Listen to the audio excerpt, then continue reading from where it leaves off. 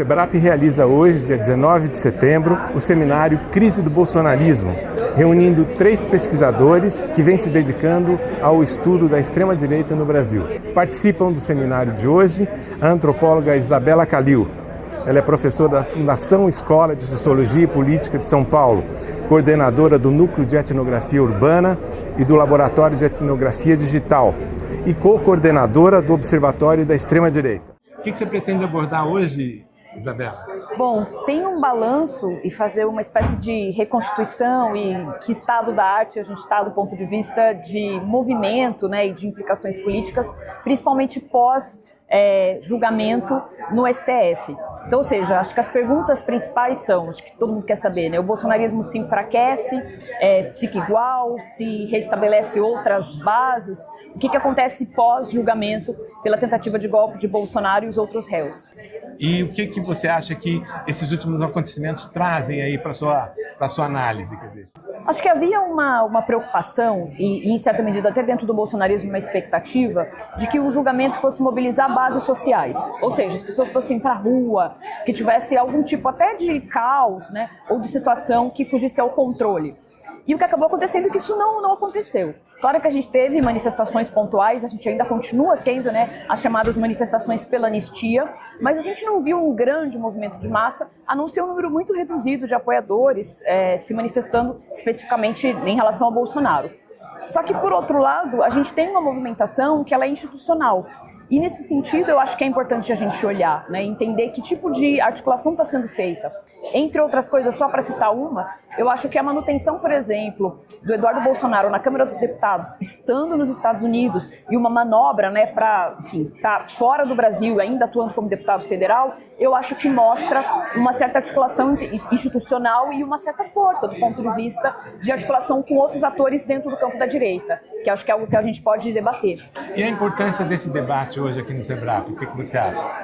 Primeiro que esse debate já estava marcado, já fazia tempo, e aí à medida que o debate foi, enfim, a gente foi chegando perto do debate, eu comecei a pensar o quanto o timing desse debate ele foi perfeito, né? Porque a gente pegou exatamente o período que é pós resultado, né, da condenação na Suprema Corte, e deu tempo suficiente nos últimos dias, muita coisa aconteceu nessa última semana, da gente ver a reação, principalmente a reação da classe política. Então, enfim, se tivesse talvez tentado ajustar uma data, não poderia ser melhor, eu acho que é fundamental. E além disso, a gente tem muitos debates que são feitos a partir de perspectivas, né, analíticas, né? Então, analistas vão comentar o que está acontecendo na política. E hoje a gente tem um debate que é baseado em pesquisa, né, em dados científicos, em pesquisa. Claro que tem muito do que a gente vai falar, são antecipações de tendências, hipóteses, mas é tudo muito embasado em pesquisas com pesquisadores que estão há anos pesquisando isso e que estão, enfim, nesse debate e que estão no diálogo, né, que estão, enfim, com a possibilidade da gente poder debater conjuntamente. Então, eu não poderia estar mais feliz. Muito obrigado, Isabela. Obrigada. Participa também do seminário Jonas Medeiros, que é cientista social e diretor de pesquisa do Center for Critical Imagination, CCI-SEBRAP. É pesquisador no Núcleo Direito e Democracia e coautor do livro The Bolsonaro Paradox. O que você pretende abordar, Jonas? Prazer. Prazer é meu. Basicamente tem 2 lados, tem um pouco essa metodologia de etnografia de protestos, de observação de protestos, que é uma coisa que eu estou basicamente trabalhando há 10 anos, observando protestos da direita e extrema-direita, mas apresentar basicamente uma sistematização, uma narrativa do que aconteceu pós 8 de janeiro. Então, um pouco uma aposta de que organizar essa narrativa do que aconteceu em cada um dos eventos de protesto organizados pela extrema-direita permite a gente entender um pouco quais são as tendências de reorganização desse campo conservador e reacionário depois dos atos em Brasília do 8 de janeiro e como isso revela conflitos internos desse campo político. Você sente que eles perderam força de 8 de janeiro para cá? É super dinâmico, né? Então, durante 2023, eles tiveram muita dificuldade de ocupar massivamente as ruas. Teve um protesto bastante significativo em fevereiro de 2024, foi o auge da massificação. Depois eles voltaram para um patamar inferior, mas de qualquer maneira sempre colocando muito mais pessoas do que os protestos da esquerda. Então é difícil de dizer que a extrema-direita esteja em crise, embora o bolsonarismo esteja em crise por conta desses desdobramentos políticos, policiais e judiciais depois do 8 de janeiro. Depois de vocês terem marcado esse seminário, muitas coisas aconteceram, especialmente 3, vamos dizer, a condenação pelo Supremo Tribunal Federal, depois o PL da anistia e a PEC da blindagem. Como é que essas peças se encaixam? Olha, o que eu vou conseguir trazer são dados etnográficos fresquinhos da observação do protesto do 7 de setembro. E a partir dali, um pouco que já estava, de certa forma, previsto, que era a questão da condenação do Jair Bolsonaro. E acho que isso coloca, basicamente, então, o bolsonarismo em crise, mas, ao mesmo tempo, crise abre oportunidades. E oportunidades tanto no sentido da sociedade brasileira como um todo, é uma questão de responsabilização inédita do golpismo militar na história política brasileira, mas, por outro lado, oportunidades para as próprias lideranças políticas dentro desse campo conservador e reacionário. Com o Bolsonaro saindo de cena, isso abre oportunidades para novas lideranças, significando dizer, a extrema-direita muito provavelmente vai se reorganizar em torno de novas figuras. Ótimo, muito obrigado, Jonas. Participa do seminário Lilian Sendretti, doutoranda em Ciência Política pela USP, com pesquisa sobre radicalização política, movimentos sociais e teorias da democracia. É pesquisadora do SEBRAP, onde atua nos núcleos NIPONS e ENIDAC. E ela vai falar um pouquinho para a gente desse seminário Crise do Bolsonarismo. Você poderia contar um pouco o que você pretende abordar hoje?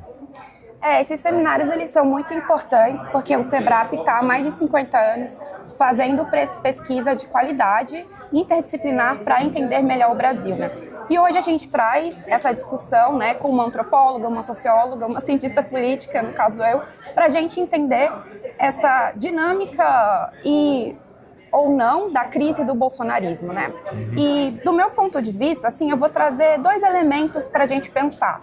Um pouco a dinâmica da movimentação de rua do movimento bolsonarista, então, desde lá de 2018 até agora 2025, como foi perdendo fôlego e se essa perda de fôlego em termos de difusão do protesto, ela é desprevisível ou não em termos de magnitude, o que significa para a crise, e também um outro ponto que é o que significa ser bolsonarista, o que mantém a unidade e a coesão dessa identidade. Pensando nessas 2 dinâmicas, o que eu quero trazer para o final também é pensar as conjunturas de oportunidade para o campo democrático diante dessa crise do bolsonarismo. Lilian, nas últimas semanas aí houve fatos importantes envolvendo o bolsonarismo, né? Como é que você vê esses últimos acontecimentos nesse contexto maior?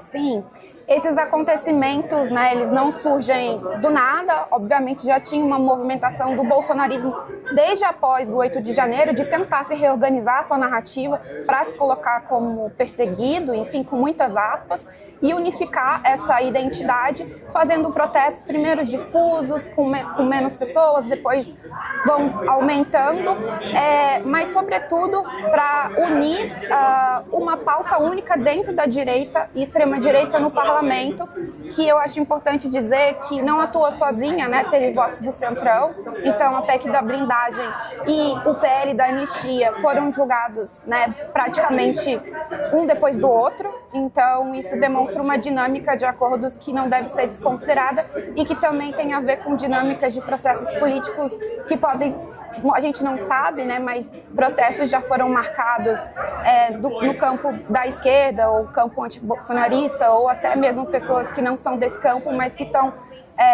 angustiadas e revoltadas com a PEC da blindagem. Muito obrigado, Lilian.